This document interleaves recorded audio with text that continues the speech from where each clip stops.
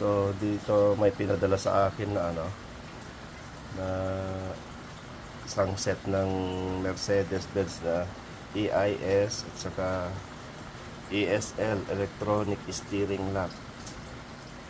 Ngayon, ang nito, hindi nag-i-ignition kasi sira tong electronic steering lock. Ngayon, nung repair ko, so i-test natin, dapat to mag-unlock to para mag-ignition.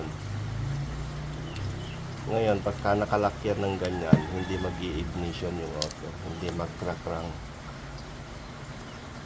So, ito, nung ginawa ko, repair ko, so ito, pagpasok natin ng susi, dapat ito, mag-unlock.